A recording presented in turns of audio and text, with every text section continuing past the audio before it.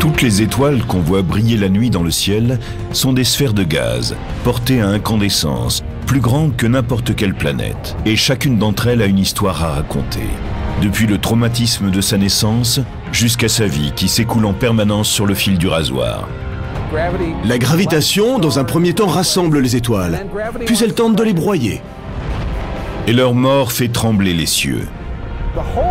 Tout se passe en un éclair aveuglant.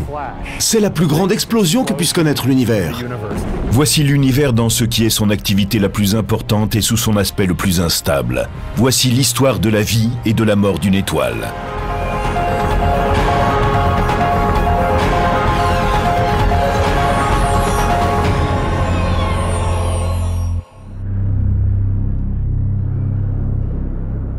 Comme des villes qui scintilleraient dans le désert, les galaxies émergent de l'obscurité. Elles se composent de milliards de lumières flamboyantes, les étoiles. Il y a des milliards et des milliards d'étoiles. On en compte 400 milliards rien que dans notre galaxie. Mais comment sont-elles nées? Comment s'éteindront-elles? Et pourquoi les habitants de la Terre doivent-ils la vie à des étoiles mortes? Tout commence ici, dans ce nuage de poussière et de gaz qui flotte au-dessus du désert interstellaire. Voici les piliers de la création.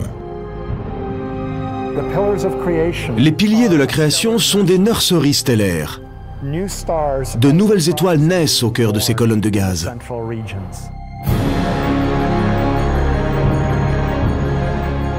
Situés à 7000 années-lumière de la Terre, ils font partie de la nébuleuse de l'Aigle, qui n'est qu'une des milliards de régions de l'univers où se forment les étoiles. Ce sont des colonnes de gaz d'hydrogène et de poussière.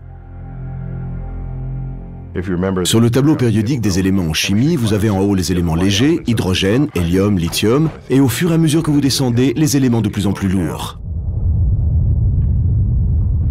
L'hydrogène est l'élément le plus léger, le plus simple et le plus répandu dans l'univers. Il est essentiel dans la composition des étoiles. À l'intérieur d'une nébuleuse, les gaz et les poussières s'unissent lentement pour former de petits nuages. Pendant des millions d'années, ils sont poussés à se rassembler par une force que nous connaissons bien.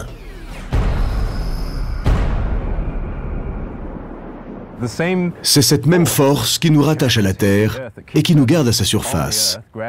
C'est la force de gravitation. Elle pousse les objets les uns vers les autres, permettant ainsi la formation des planètes, des étoiles et des galaxies. La gravitation est sous bien des aspects la force la plus importante de l'univers.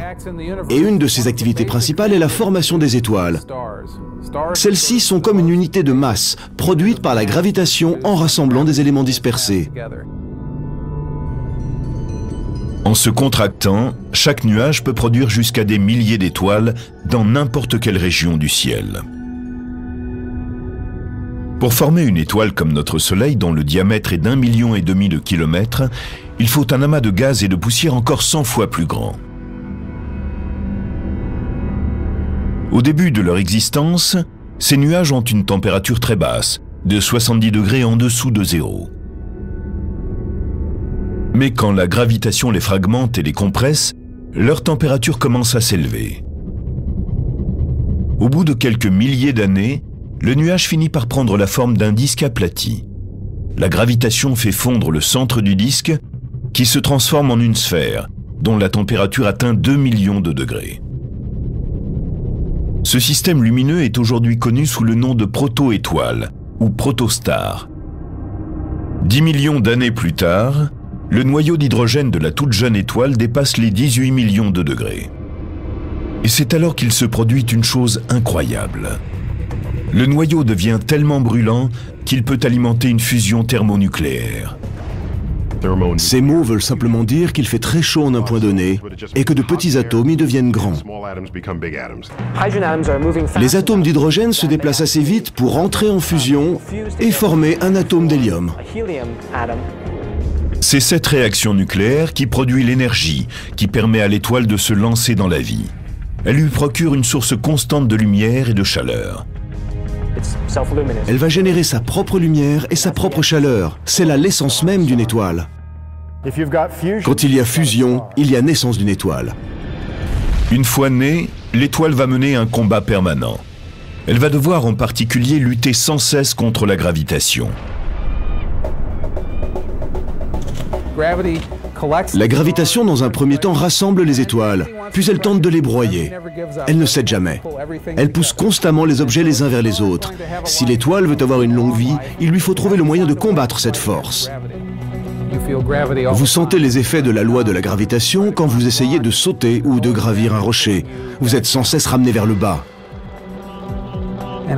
Pour lutter contre elle, vous devez mettre en action une force qui travaillera dans la direction opposée à la gravitation. Si vous disposez d'une corde, vous pouvez vous servir de vos muscles pour tirer sur la corde et ainsi résister à la force de la gravitation et même la surmonter. Mais ça ne veut pas dire pour autant qu'elle cesse. Elle est toujours à l'œuvre et vous devez continuer à lui opposer une autre force pour ne pas tomber. Si vous abandonnez la partie, ou si vous vous laissez aller, ou encore si la corde se rompt, la gravitation gagne et vous tombez. C'est la même chose pour les étoiles. Elles essayent aussi de tenir, car la gravitation tend à écraser l'étoile en son milieu. Pour les étoiles, c'est la fission nucléaire qui représente notre corde, sous la forme d'une pression.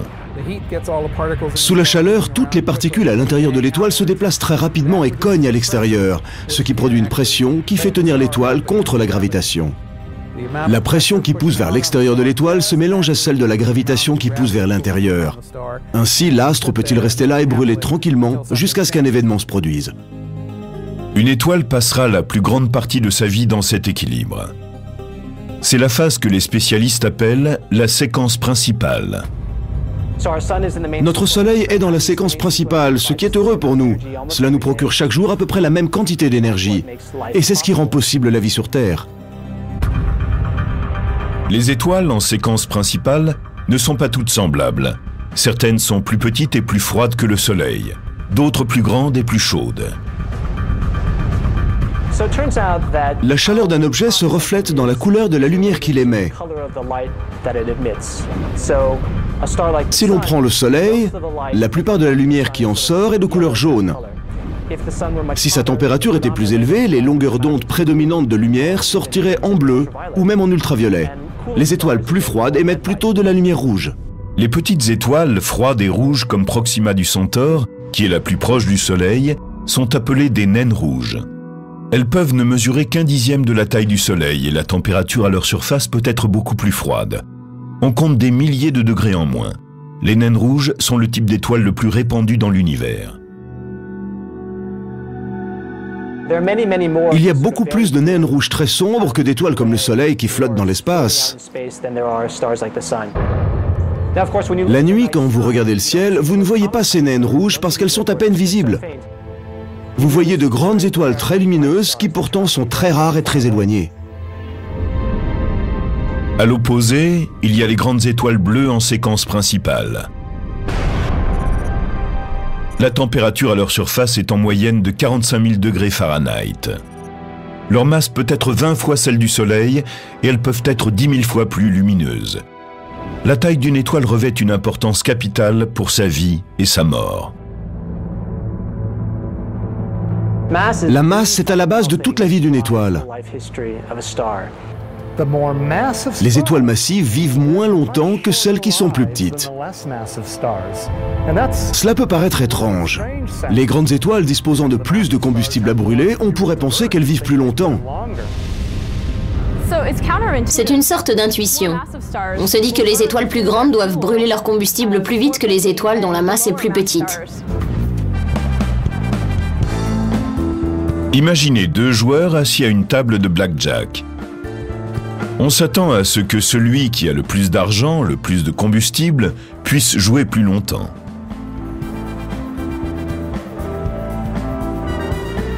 Mais si celui-ci mise très gros à chaque tour, Un joueur qui dispose de plus d'argent mais qui mise 10 000 $ à chaque fois va épuiser son argent beaucoup plus vite. Ainsi, plus vous avez une masse élevée, une température élevée et une pression élevée, plus le niveau de fusion est fort et la masse dont vous disposez s'épuise plus rapidement. C'est un simple calcul. Il s'agit de savoir le combustible dont vous disposez et à quel rythme vous le convertissez. Les étoiles de grande masse vivent plus vite. Elles brûlent la chandelle par les deux bouts. Une très grande étoile meurt en l'espace d'1 million d'années.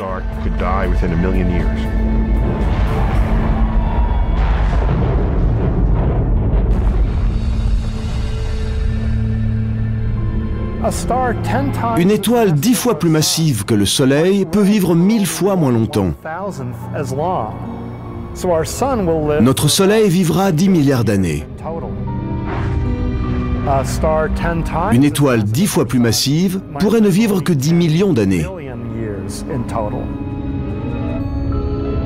Tandis que des étoiles massives ont une durée de vie qui se mesure en millions d'années, on mesure celle des étoiles de masse plus petite en dizaines de milliards, voire plus.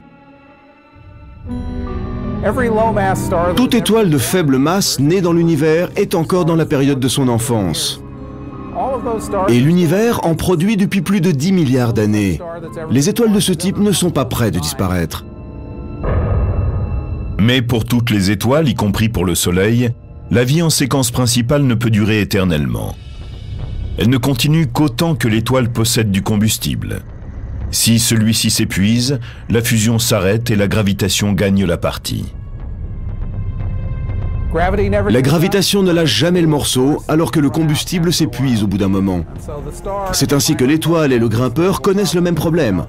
S'ils abandonnent le combat contre la gravitation, ils meurent. Dans l'espace, c'est un cataclysme. Sa taille n'influence pas seulement la durée de vie d'une étoile, elle détermine aussi sa mort. Les étoiles massives explosent dans une violente déflagration, tandis que les plus petites sont vouées à disparaître lentement.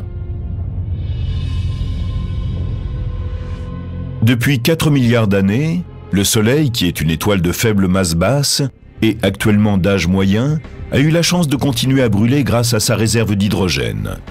Il est comme un joueur qui miserait lentement ses jetons. Le joueur peut rester là pendant un long moment, tout comme une étoile brûle son hydrogène pendant une très longue période de temps. Mais à un certain moment, tout cela sera épuisé. Les spécialistes prévoient que dans 4 milliards d'années, le Soleil atteindra ce seuil critique. Ses réserves d'hydrogène seront complètement épuisées.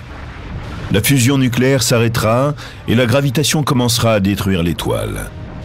À ce moment, la situation sera désespérée. Pour survivre, une étoile comme le Soleil doit trouver une nouvelle source d'énergie. Elle possède de l'hélium, mais pour brûler l'hélium, le noyau doit être 10 fois plus chaud qu'il ne l'a été durant tout le temps où il a brûlé de l'hydrogène. Il ne pourra pas faire fondre cet hélium en des éléments plus lourds, comme le carbone ou l'oxygène, avant que le noyau ne soit suffisamment brûlant. Il est plus difficile d'avoir des noyaux d'hélium assez proches pour que la force de fusion nucléaire s'en empare et les oblige à fusionner.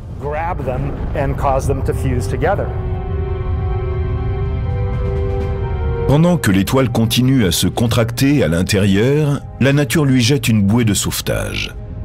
Le noyau est surchauffé par la pression gravitationnelle qui essaie de l'écraser.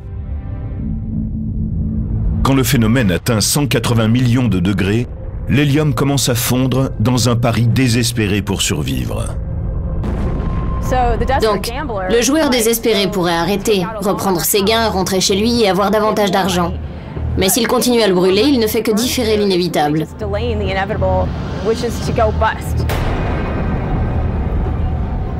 Et pour une étoile, l'inévitable, c'est de mourir.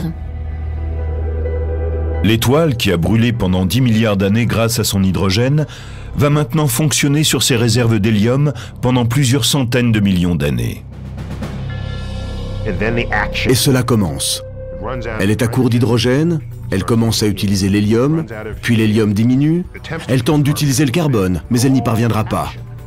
Toute cette activité a lieu dans le dernier dixième de sa vie d'étoile. La température torride de l'hélium en train de brûler provoque le gonflement des couches extérieures de l'étoile. À ce moment-là, l'atmosphère extérieure de notre étoile sera si peu retenue par la gravitation que cela débutera comme une sorte d'évaporation.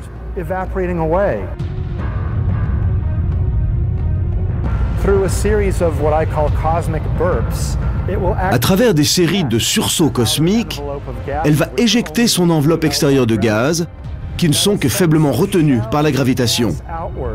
Les cartouches de gaz envoyées vers l'extérieur et illuminées par l'étoile centrale provoquent ce qu'on appelle un phénomène nébuleux. Ce sont de magnifiques obus de gaz qui brillent en entourant le noyau de notre étoile en train de mourir. Le noyau étant incapable de produire une autre fusion nucléaire, est-il possible de survivre à l'emprise destructrice de la gravitation? Quand une étoile de la taille du Soleil meurt, elle éjecte ses couches extérieures. Sans réaction nucléaire pour générer une pression extérieure, la gravitation l'emporte. L'étoile commence à tomber sur elle-même comme un grimpeur trop fatigué pour se retenir à sa corde. Il y a encore une possibilité pour le grimpeur trop fatigué pour tenir sa corde. Il peut trouver un rebord où s'asseoir. La gravitation pourra l'attirer tant qu'elle voudra, le rebord le soutiendra. Il n'aura aucune énergie à développer pour gagner son combat. Le Soleil est un exemple d'étoile qui peut trouver une porte de sortie dans son combat contre la gravitation. L'étoile en train de se contracter trouve un refuge surprenant, les électrons. Ce sont de petites particules atomiques chargées négativement. Les électrons n'aiment pas être comprimés. Ils restent très proches les uns des autres, mais ils ne s'aiment pas. Si vous comprimez assez fort des électrons, cette pression même est capable de soustraire l'étoile à la gravitation. Quand le noyau de notre étoile, semblable au Soleil et qui est en train de mourir, est écrasé sur un objet de la taille de la Terre, ce qu'on appelle la pression dégénérative de l'électron prend le dessus. La gravitation ne peut pas continuer à détruire l'étoile. Elle se refroidit doucement et prend la forme d'un étrange débris stellaire bizarre, connu sous le nom de naine blanche. Ainsi en est-il de Sirius B, qu'on peut vaguement apercevoir à côté de sa compagne, Sirius, l'étoile la plus brillante de notre ciel. Une naine blanche est un type d'étoile très étrange. Elle est extrêmement dense. La naine blanche a une masse équivalente à 300 000 fois celle de la Terre, comprimée dans un volume de la taille de la Terre. Une cuillère à thé pleine de cette matière pèserait plusieurs tonnes. C'est quelque chose d'assez étonnant. Une naine blanche est l'étape finale dans la vie d'une étoile de type solaire. Mais elle n'est pas encore tout à fait morte. Elle continuera à briller pendant des milliards d'années en irradiant toute l'énergie accumulée au cours de sa vie. J'aime appeler les naines blanches des étoiles à la retraite. La lumière qu'elles diffusent est de l'énergie qu'elles ont accumulée pendant leur vie, pendant qu'elles fusionnaient les éléments légers en éléments lourds. C'est ce que le Soleil est en train de faire à l'heure actuelle. La naine blanche dépense ce qu'elle a épargné au cours de sa vie. C'est une étoile retraitée. C'est le destin du Soleil. Mais certaines naines blanches peuvent avoir un dernier baroud d'honneur grâce à un compagnon qui leur tend une main secourable. Car bien que le Soleil soit un solitaire cosmique, plus de la moitié des étoiles se déplacent dans la vie avec un compagnon. La plupart des étoiles font partie de systèmes binaires, ou parfois même multiples. Les couples qui sont proches ont parfois des destins différents de ceux des étoiles solitaires.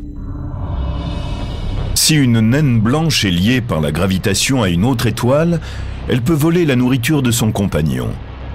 La petite naine blanche, qui a une forte densité, exerce une poussée gravitationnelle telle qu'elle va pouvoir siphonner le gaz hydrogène de l'autre.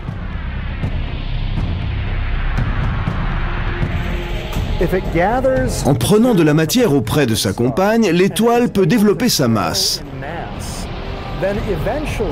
Mais celle-ci peut ensuite atteindre une limite instable, 40% de plus que la masse de notre Soleil. À ce moment-là, la naine blanche connaît une catastrophe. Elle explose en un éclair aveuglant. Il se produit ce qu'on appelle un emballement thermonucléaire.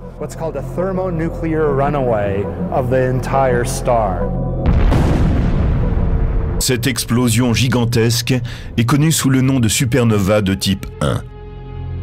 Si le Soleil faisait cela, ce qui ne sera pas le cas, il s'éteindrait de façon assez douce. Mais nous aurions besoin d'une protection solaire d'un coefficient de plusieurs millions pour nous protéger de l'éclair aveuglant.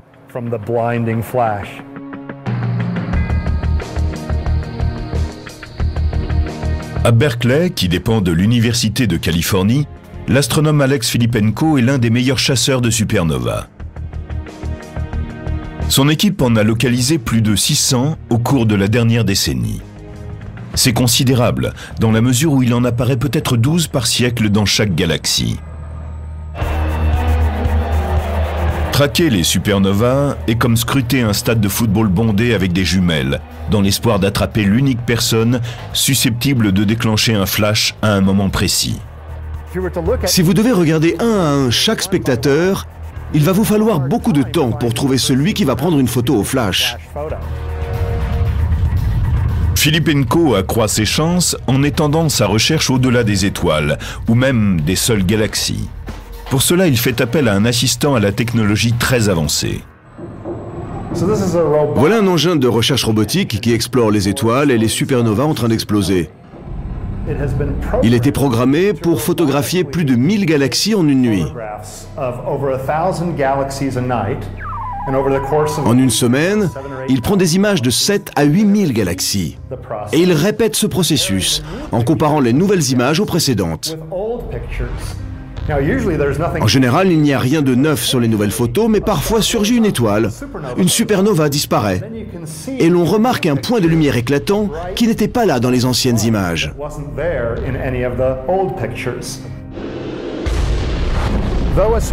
Bien qu'une supernova soit très brillante, sa lumière visible ne représente que 1% d'1% de son énergie totale.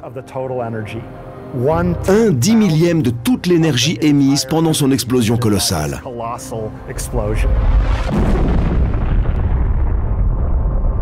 Les supernovas de type 1A proviennent de naines blanches en train d'exploser.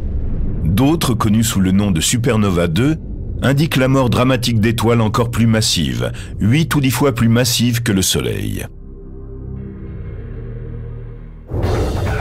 Contrairement à leurs cousines plus petites, quand les étoiles massives ont épuisé leur hydrogène, elles peuvent commencer à brûler d'autres éléments. Les cendres de chaque série de réactions nucléaires deviennent le combustible pour la prochaine, si bien que lorsqu'elle est proche de la fin, une étoile massive ressemble à un oignon, avec une couche extérieure de combustible originel, d'hydrogène, entourée de couches successives d'éléments de plus en plus lourds. Elle traverse la vie en transformant l'hydrogène en hélium, puis l'hélium en carbone et en oxygène, puis l'oxygène en néon et en magnésium, et ensuite en silicone et sulfure. Et ensuite vient le fer. L'étoile massive développe un noyau de fer. Mais la fusion du fer en éléments plus lourds n'apporte rien de bon à l'étoile. Elle ne garde pas la chaleur à l'intérieur, car la fusion du fer en éléments plus lourds requiert de l'énergie. Elle absorbe de l'énergie, elle n'en libère pas. Ainsi, ce noyau de fer se développe sans fusion, et il devient parfois instable.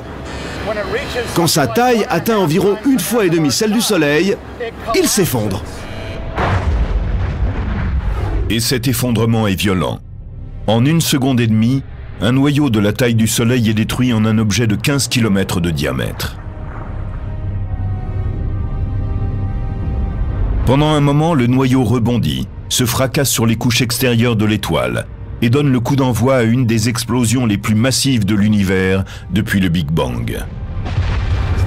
L'effondrement du noyau de fer disperse le reste de l'étoile au cours d'une explosion colossale. C'est vraiment un événement stupéfiant, incroyable. Les spécialistes sont convaincus que les supernovas représentent bien plus qu'un light show spectaculaire. En fait, elles sont la source d'éléments lourds qui transforment tout autour de nous. Tout le fer que vous voyez dans cette fonderie vient d'étoiles qui ont fini en explosions gigantesques. Tout ce fer vient d'étoiles en train d'exploser. Et tous les éléments plus lourds que le fer sont faits, directement ou indirectement, d'étoiles explosées. Ces éléments ont été éjectés dans le cosmos au cours d'événements démesurés. En se dispersant dans l'univers, la matière issue de ces explosions a produit des planètes, des lunes, de nouvelles étoiles, et aussi quelque chose d'encore plus extraordinaire.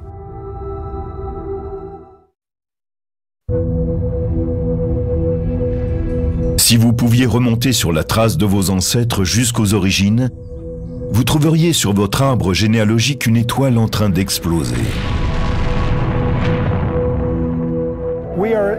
Nous sommes essentiellement faits de matière d'étoiles ou de poussière d'étoiles, comme Carl Sagan aime à le dire.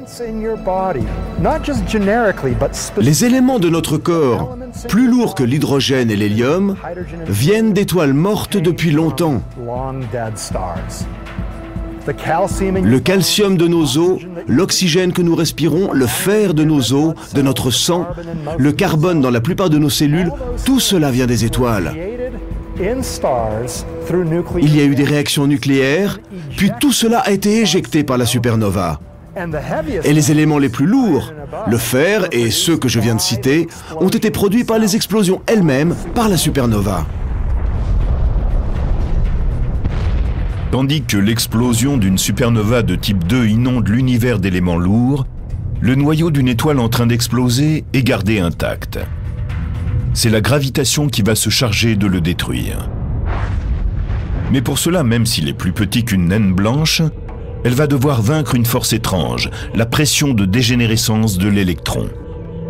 La gravitation trouve un moyen de combattre la tendance des électrons à se pousser à l'écart l'un de l'autre, en combinant les électrons avec les protons et en les transformant en neutrons. On a maintenant un objet qui est presque entièrement fait de neutrons et la gravitation l'emporte. Cela permet au système de s'effondrer plus loin, il n'y a plus d'électrons pour arrêter le processus et la gravitation semble gagner. Sauf que les neutrons ne s'aiment pas les uns les autres et on finit avec un nouvel objet stable, encore plus petit, encore plus dense, appelé l'étoile à neutrons. Comparées aux autres, les étoiles à neutrons sont des cailloux cosmiques. Elles peuvent mesurer moins de 15 km de diamètre. Imaginez que vous preniez une étoile qui fasse 1,5 fois la taille de notre Soleil. Ensuite, vous comprimez toute cette matière en un très petit espace, de la taille de Manhattan. Vous venez de fabriquer un neutron. En pressant cette masse dans un si petit espace, on constitue un objet extrêmement dense. Une cuillerée à thé de matière d'étoile à neutrons pèserait 1 milliard de tonnes. Les étoiles à neutrons sont les objets les plus fous et les plus intéressants que les astronomes aient à étudier. Si un être humain se mettait debout sur l'une d'entre elles, il vivrait une expérience assez inconfortable. Si sur Terre il pèse 75 kg, sur une étoile à neutrons, il pèserait quelque chose comme 10 milliards de tonnes. Notre système biologique ne peut pas supporter une telle pression, et l'être humain serait aplati à la surface de l'étoile. De plus, les étoiles à neutrons tournent sur elles-mêmes à une vitesse incroyable, des centaines de fois par seconde dans certains cas. C'est ce tournoiement rapide qui a d'abord empêché les astronomes d'identifier les étoiles à neutrons. Certaines étoiles à neutrons tournoient très rapidement et elles possèdent un champ magnétique très important. Ce champ magnétique, lié aux forces du tourbillon, produit un faisceau de particules chargées, des électrons qui vont glisser sur l'axe du champ magnétique. Une fois en accélération, ils dégagent de la lumière et produisent un faisceau très précis. C'est comme un phare, dont le faisceau couvre tout le champ qui est autour de lui. mais vous ne l'apercevez que lorsqu'il croise votre champ de vision. De la même façon, vous ne pouvez voir l'étoile à neutrons briller que lorsque son faisceau est dirigé vers vous. Cet objet est appelé pulsar. Certaines étoiles sont tellement massives que même une étoile à neutrons ne peut pas tenir sous le poids de leur effondrement. Et ensuite, la gravitation les réduit en un objet de densité infinie et qui nous fascine, le trou noir.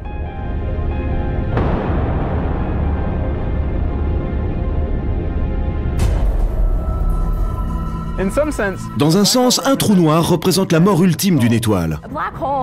Un trou noir est à la base une victoire de la gravitation sur la masse. C'est la destruction totale d'une étoile, d'une très grande étoile. Cette destruction crée dans l'espace une région où la matière est comprimée à une telle densité qu'on ne peut échapper à son champ gravitationnel. Rien ne peut échapper au trou noir, même ce que nous connaissons de plus rapide, c'est-à-dire la lumière. Vous dirigez un faisceau lumineux vers le haut et il ne s'échappera pas. Il va former une courbe et retourner à son point de départ. Vous ne pourrez pas le voir de l'extérieur, d'où le nom de trou noir. On pense souvent que les trous noirs absorbent tout dans l'univers, comme un aspirateur cosmique qui avalerait tout ce qui est dans son voisinage. Ce n'est pas cela. Les objets qui sont très proches du trou noir vont en effet être aspirés par lui. Mais si vous êtes à une certaine distance sur votre propre trajectoire, vous ne le serez pas. Les spécialistes ont longtemps pensé qu'ils étaient devant une autre sorte de supernova, liée à d'autres étoiles, et peut-être à de plus puissantes explosions. Des étoiles qui s'effondreraient si brutalement qu'elles ne laisseraient derrière elles aucun débris. Mais personne n'en a encore vu jusqu'à présent.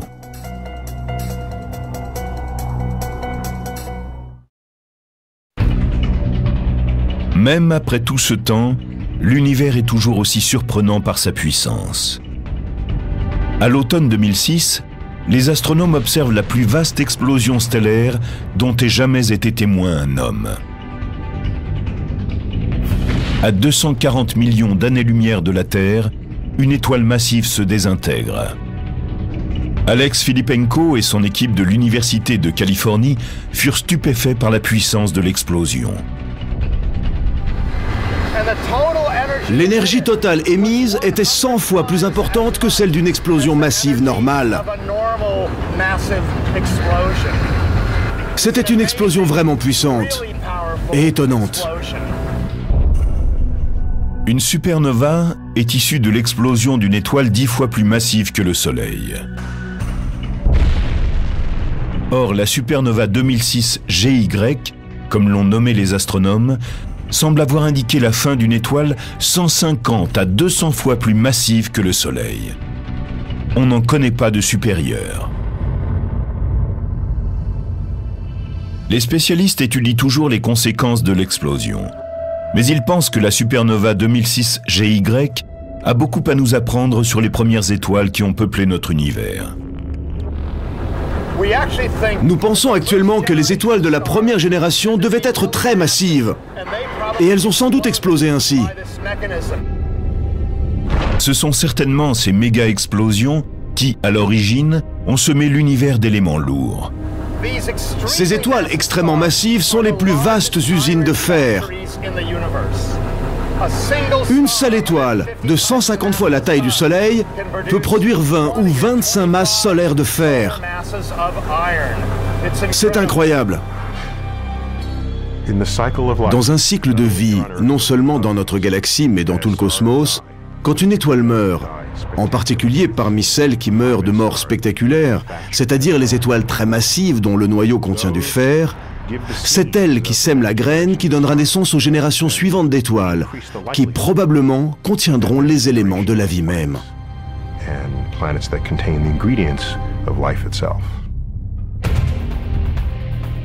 Les supernovas ne sont pas les seuls événements libérateurs d'énergie dans la vie et la mort d'une étoile. À l'heure actuelle, dans tout l'univers, il y a des milliers d'étoiles engagées dans de brillantes danses de feu. Pour certaines, ce ballet finira en catastrophe. L'astrophysicien Joshua Barnes, de l'Université d'Hawaï, étudie ce qui se passe quand une étoile se désintègre. Nous ne pouvons pas observer des étoiles en train de se désintégrer.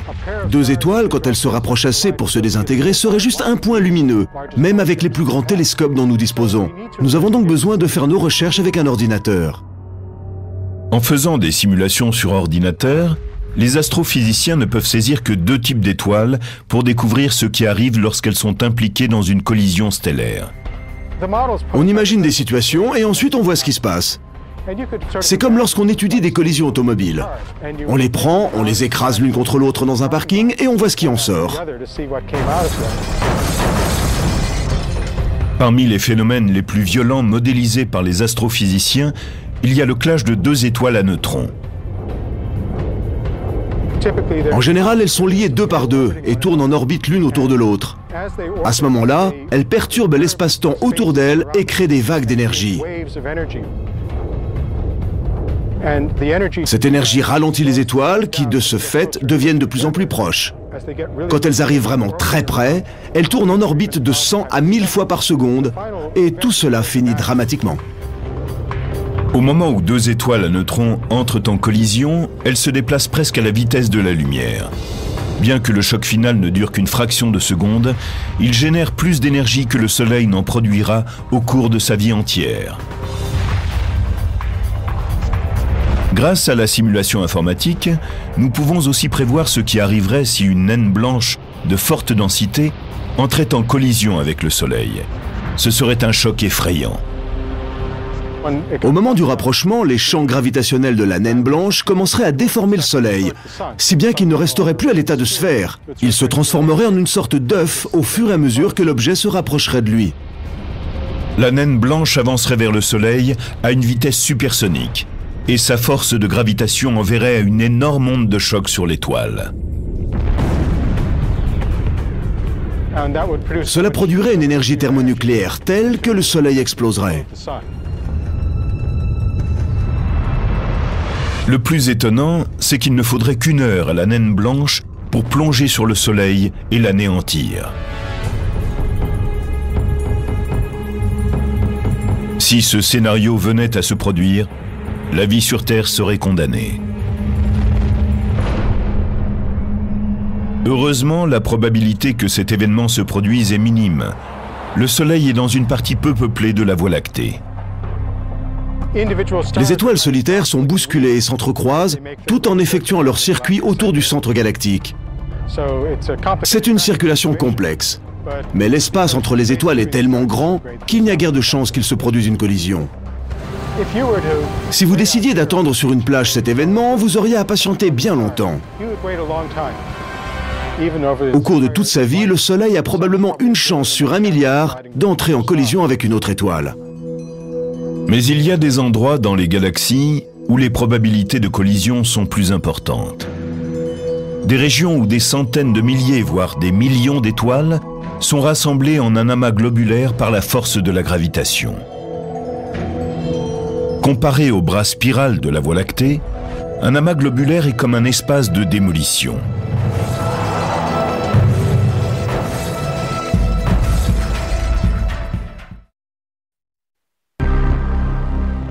Les chances que deux étoiles entrent en collision dans les bras en spirale de notre galaxie sont d'1 sur 1 milliard. Mais à l'intérieur d'un amas globulaire, le rassemblement d'étoiles est 1 million de fois plus dense que dans toute la Voie lactée. Dans la Voie lactée, tout le monde va plus ou moins dans la même direction. Dans un amas globulaire, il n'y a pas de mouvement organisé. Tous les objets sont en orbite autour du centre et suivent en même temps des directions différentes. Certains empruntent un chemin et d'autres une voie opposée. Dans cet environnement chaotique, les étoiles entrent en collision en moyenne 1 fois sur 10 000 ans. Dans un amas, toutes les étoiles sont plus ou moins nées au même moment. Quand les astronomes regardent un amas ancien, ils ne s'attendent pas à voir de jeunes étoiles. Et pourtant, les amas globulaires dissimulent souvent de mystérieuses étrangères.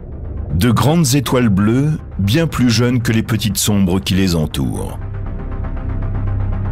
Elles sont connues sous le nom de traînardes bleues. Le mystère des traînardes bleues est qu'elles sont plus jeunes qu'elles ne devraient l'être. Dans ce type d'amas, toutes les étoiles qui ont cette masse et cette luminosité sont normalement mortes. Alors d'où viennent ces objets? Comment sont-ils entrés dans ces amas stellaires? L'astrophysicien Joshua Barnes pense connaître la réponse. Pour lui, les traînardes bleues sont le résultat de collisions entre de plus vieilles étoiles en séquence principale. Une collision de deux étoiles en séquence principale, deux étoiles comme le Soleil, est en fait relativement douce. La force de gravitation de chaque étoile les enferme dans une spirale. Elles ont perdu l'énergie liée au mouvement. Elles reviendront et repasseront plusieurs fois par la suite. Elles se sont réchauffées, elles ont gonflé, et elles se sont en quelque sorte enroulées l'une autour de l'autre. Elles passent plusieurs fois de plus en plus près, jusqu'à finalement se rassembler et se fondre l'une dans l'autre. À la fin, plutôt que de déclencher une catastrophe, les deux étoiles se fondent pour former une étoile encore plus massive.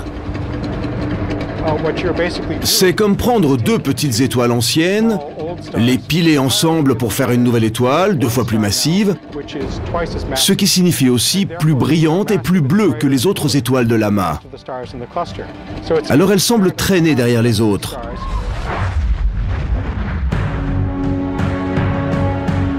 Le mystère des traînardes bleues semble avoir été résolu. Mais il y a maintenant un objet inhabituel que la science tente d'expliquer. Trous noirs, étoiles à neutrons et naines blanches témoignent de la fin de vie stellaire. Mais il y a d'autres objets célestes étranges qui n'ont jamais eu la chance de briller. Ce ne sont pas exactement des planètes, ni vraiment des étoiles. Ce sont les naines brunes. Une naine brune est à la base une étoile ratée. Michael Yu, astronome à l'université d'Hawaï, recherche ces objets énigmatiques. Les étoiles produisent beaucoup de lumière. Elles sont faciles à voir de très loin, mais les naines brunes ont une température très basse. Elles émettent donc une très faible lumière. Elles sont tellement sombres que nous ne pouvons les voir que lorsqu'elles sont très proches de nous. Une naine brune comprend les mêmes éléments qu'une étoile, mais elle n'a tout simplement pas assez de masse pour soutenir une fusion nucléaire. Si un objet naît avec moins de 8% de la masse du Soleil, il ne peut pas produire sa propre énergie. C'est essentiellement une étoile ratée. Sans possibilité de fusion, ces étoiles ratées commencent à agir davantage comme des planètes. Si vous voliez à la surface d'une étoile dans un vaisseau spatial, vous ne verriez rien qui ressemble à des nuages ou des montagnes, rien de tout cela. Mais quand vous allez vers une naine brune, les choses commencent à changer. Nous pensons que leur atmosphère pourrait être similaire à celle d'objets massifs comme Jupiter. Si vous connaissez les images de cette planète, vous savez qu'elle est composée de tranches qui ont des nuages à leur surface. Même sans photo d'une naine brune, nous pensons qu'elle pourrait elle aussi avoir une structure de nuages. Ce ne sont pas des nuages comme ceux que nous connaissons. Imaginez comme un fer à vapeur qui fabrique ces nuages, assez minces pour que du fer en tombe sous forme de gouttelettes. Personne n'aimerait se trouver en dessous. Il s'agit de fer fondu. À ce jour, les astronomes n'ont localisé qu'environ 200 naines brunes, et ils se posent toujours de nombreuses questions sur ces mystérieux objets. Ils savent déjà que certaines d'entre elles sont entourées de disques de poussière et de gaz. Pourraient-ils se transformer en planètes? Ce n'est qu'un des nombreux mystères encore à résoudre, tandis qu'on continue à explorer les étoiles. Mais la science nous a déjà révélé que l'univers était un royaume magique de naines et de géantes, de traînardes et de supernovas. Et à travers l'histoire explosive des étoiles, nous avons découvert l'histoire du cosmos, ainsi qu'une clé pour comprendre nos origines.